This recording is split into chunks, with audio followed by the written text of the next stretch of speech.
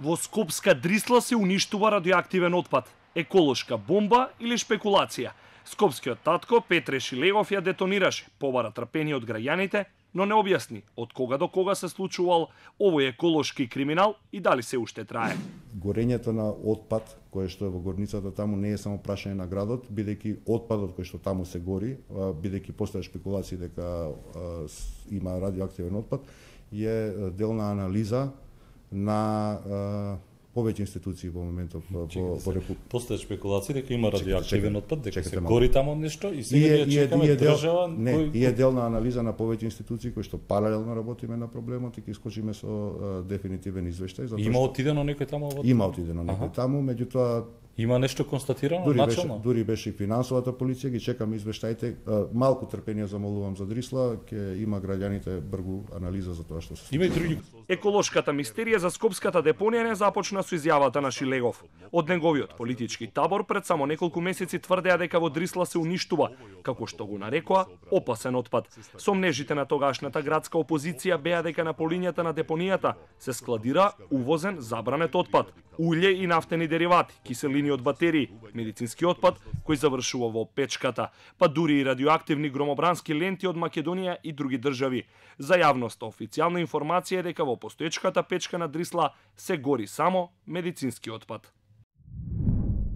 За таа цел во кругот на депонијата е поставена печка за согорување на медицинскиот отпад, инсенератор, со капацитет од 200 кг на час согорување на медицински отпад или 500 тони на годишно ниво. Советничката група на СДСМ го искористи советничкото право и оваа пролет побара информација за работењето на Дрисла, но и по жолчната дебата во градското собрание нивниот предлог беше одбиен и надгласан од мнозинството советници предводени од ВМРО ДПМНЕ. Ако се отвори интернет страницата на ребрендираната депонија, се гледа дека терминот опасен отпад се споменува неколку пати.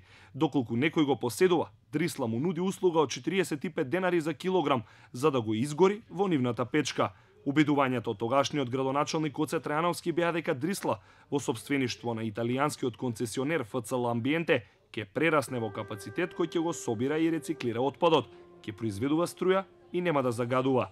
За ова да се случи, според развојниот план на инвеститорот потребни беа да се вложат 73 милиони евра за 5 години. Од 2014 до сега вложени се само 3,5 милиони евра, и тоа за одводни канали и инфраструктура, а не за преработувачки фабрики и машини. Дрисла Скопје го собира сметот, од граѓаните ја наплаќа комуналната такса. Италијанската ФЦЛ Амбиенте четврта година шефува со 23 години старата депонија. Градот Скопје во 2013 година објави тендер за избор на инвеститор за реконструкција и мнозинско сопствеништво во Скопска Дрисла. Се јави италијанскиот конзорциум ФЦЛ Амбиенте, германскиот Шолц АГА и австриската фирма Аса Интернешнл. Италијанците, иако формирани со влог од 10.000 евра и само неколку месеци постоење, се изборот на градот предводен од Гоце Трајановски. Второрангираните германци ќе се жалат до управниот суд во земјава, а управниот суд ќе одлучи да се повтори изборот.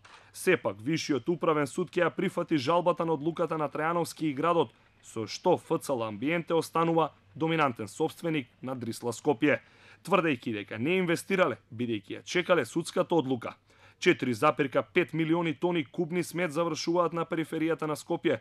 Што се има во него никој не знае, бидејќи отпадот не се селектира и преработува, туку завршува вкопан во 2 слоја земја. Доколку Дрисла уништувала радиоактивен отпад, концесионерот ФЦЛ Амбиенте не може да ги сокрие трагите, бидејќи радиоактивните честички според експертите се распаѓаат десетици и стотици години. Но што се горело во печките на Дрисла, одговор треба да даде градоначалникот Петре Шилегов.